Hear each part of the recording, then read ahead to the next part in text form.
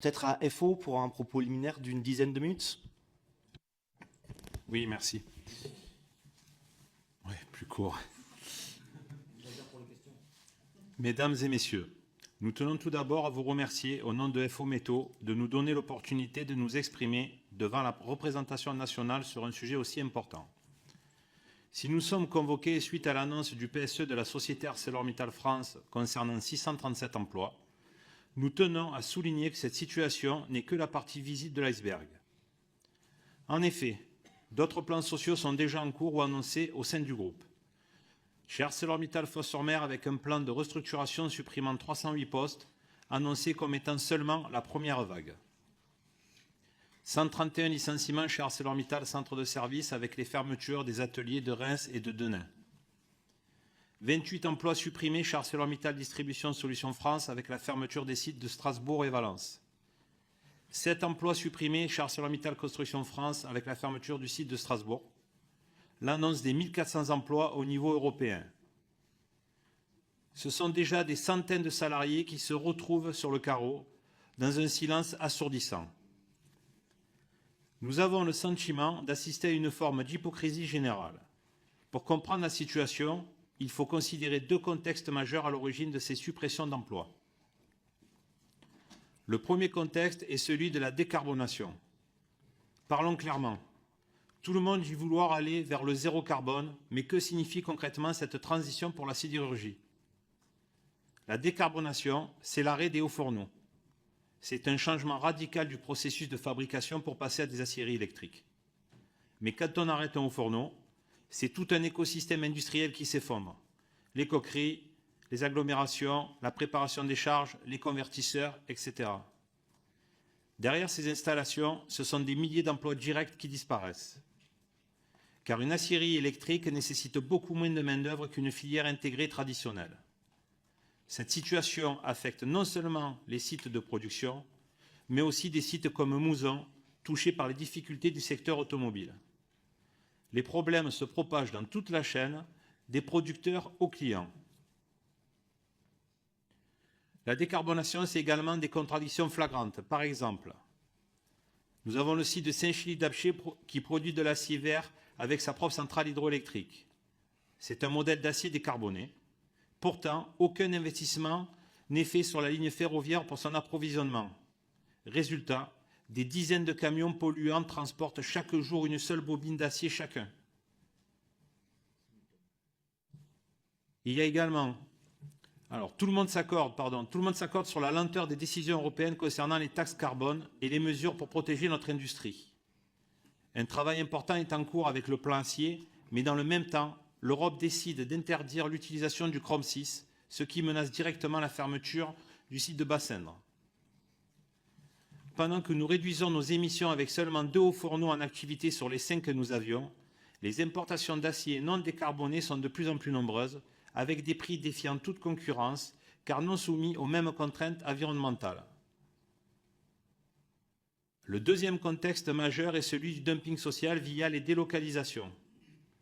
Sous couvert de compétitivité internationale, nous assistons à des transferts massifs d'activités vers des pays où les conditions sociales et salariales sont bien inférieures à celles de la France.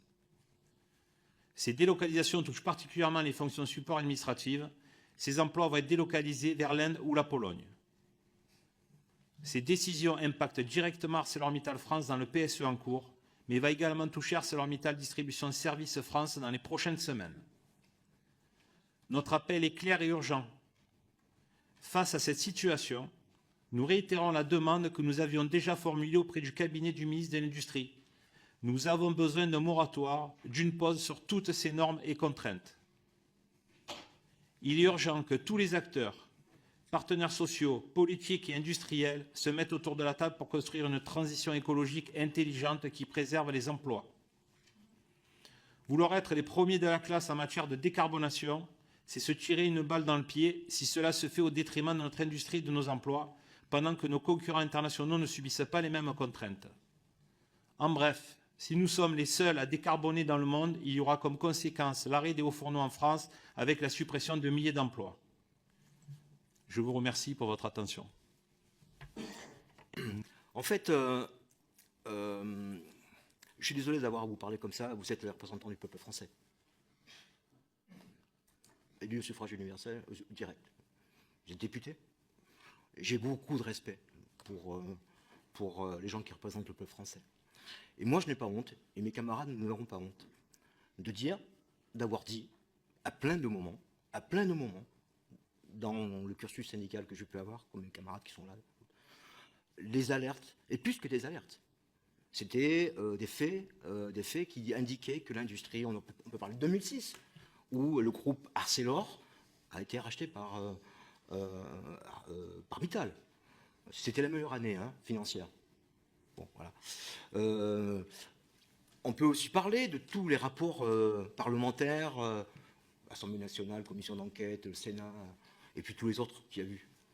Ce qui est important, peut-être dans le moment où nous parlons, dans un contexte qui est un peu plus particulier qu'il était à l'époque, parce qu'à chaque fois le contexte est justifié.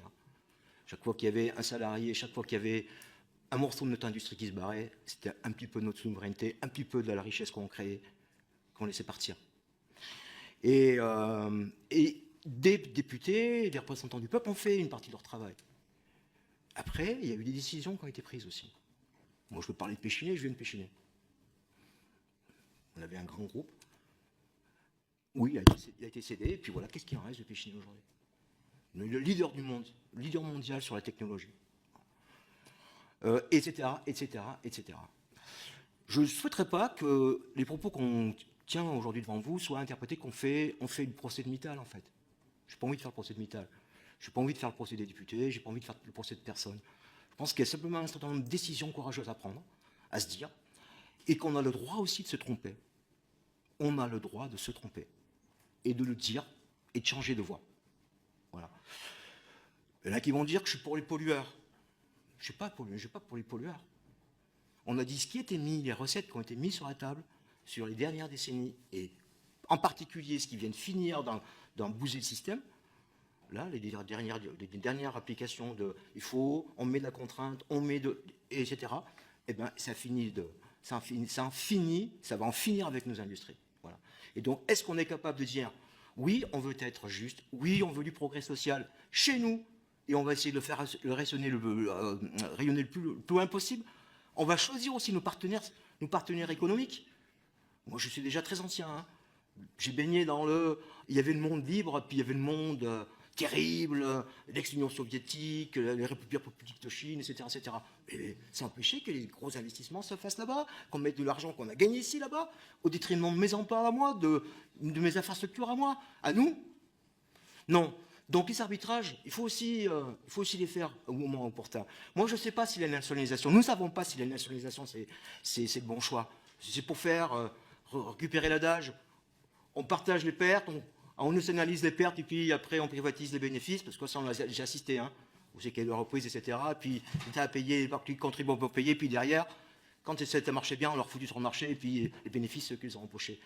Je ne voudrais pas qu'on tombe sur ce travers-là et qu'on dévie, en fait. On a une question, est-ce que 120 millions, ça fait 240 millions de tonnes de CO2, est-ce qu'elles vont peser dans la balance écologique, réellement dans le monde?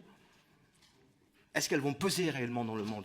À côté des 1,8 milliard de tonnes capacité, et donc le double de CO2, est-ce qu'elles vont peser? Est-ce que ça vaut le coup qu'on sacrifie notre modèle social? Est-ce que ça vaut le coup qu'on laisse perdre tout ce savoir, toute cette construction qui a été faite depuis des années, des années, des années? Est-ce que ça vaut le coup pour une gageure? Voilà. Moi, je vous le dis, c'est nos sentiments profonds. Attention, on respecte, on veut respecter ceux qui disent qu'effectivement, le climat, c'est hyper important, que moi, j'ai envie que mes petits-enfants puissent vivre dans une planète qui soit habitable. Mais attention à ce qu'on fait. Attention à ce qu'on fait. Et là, c'est un gros virage qu'on est en train de se prendre. Merci.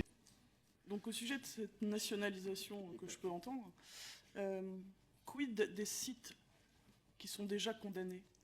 C'est-à-dire par exemple la société dans laquelle je travaille, où 2 sites de production vont fermer dès le 1er juillet. Qu'est-ce qui deviendrait de ces sites-là? Des machines qui vont être démantelées, des salariés qui se retrouvent sur le carreau, de toute l'expérience et les connaissances qu'on va perdre. Qu'est-ce qu'il en serait si c'était nationalisé? Vous allez les récupérer? Qu'est-ce qui se passe? C'est quoi vos propositions? d'un point de vue personnel, je ne fais pas de proposition de nationalisation ou pas, et je laisse les débats. Voilà. Mais je vais, moi, par contre, éventuellement poser une question, mais je sais que M. Lecoq veut prendre la parole. Nationaliser, oui, mais qui va être en charge de la partie commerciale de vente des produits réalisés par ArcelorMittal France? Je pose juste la question, j'ai pas de réponse, mais c'était la même question pour Michelin. Moi, vu bien que l'État demain commence à vendre des pneus en France et dans le monde, je m'interroge sur sa réelle expertise pour faire ce type de prestation. Je dis pas pour autant qu'il faut fermer le banc et ne pas aborder le sujet. Je pense qu'il faut avoir une vision globale de la question. Et en vrai, la nationalisation d'une production intégrée à l'échelle mondiale m'interroge. Mais juste le...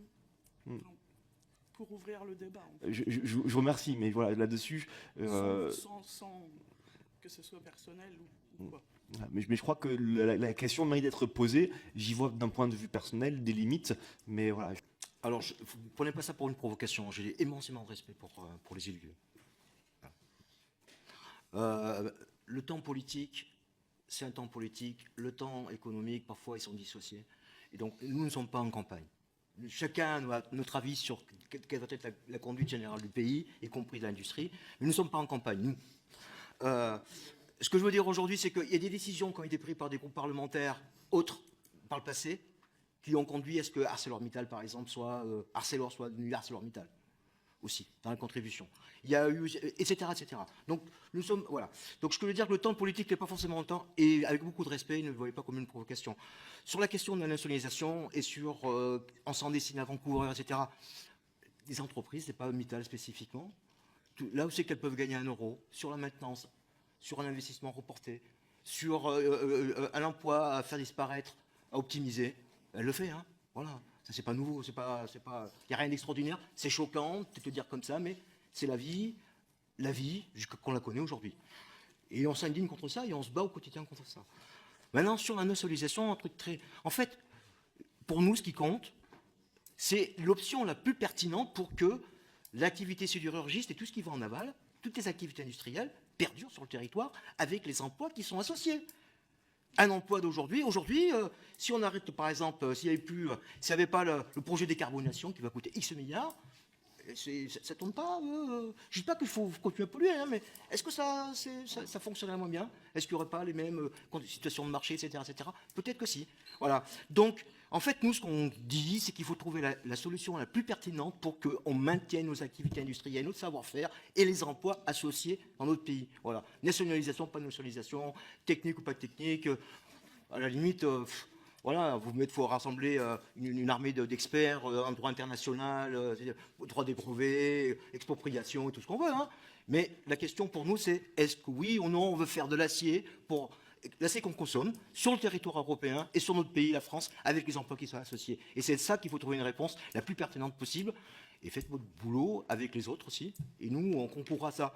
Parce que c'est un peu aussi difficile pour nous de toujours d'avoir à subir, à expliquer aux salariés qu'on ne peut pas rien faire pour eux, qu'il faut boire les cafés avec eux 7 h le matin ou au poste de nuit pour leur expliquer qu'on perd leur emploi. Voilà. Et aussi sur les aides et les aides, le contrôle des aides. Oh, on peut tout imaginer, hein. Mais il n'y a pas des instances un peu partout là qui existent quand même dans les entreprises de plus de 10 salariés dans le pays ou plus de, ça s'appelle les CSE. Est-ce que le contrôle ne peut pas s'exécuter là et dire il y a des décisions qui peuvent être aussi un peu souveraines. Hein, c'est pas simplement un élément consultatif où on fait de la procédure et puis on passe à autre chose et puis c'est fait, c'est roulé. On parle plus de rien. Est-ce que c'est quand même ça un peu ce à quoi on assiste? Alors aujourd'hui vous êtes dans l'opposition pour la grosse majorité, je sais que comprendre. Politique, vous n'êtes pas au gouvernement, certains l'ont dit, ou vous êtes des députés, peut-être que demain ça va changer, mais il ne faudrait pas que ce qui a été dit aujourd'hui, ce soit encore qu'un autre rapport qui soit mis dans les placards et que rien ne se passe, parce qu'à la sortie, il y aurait des gens qui auront perdu leur boulot. Voilà.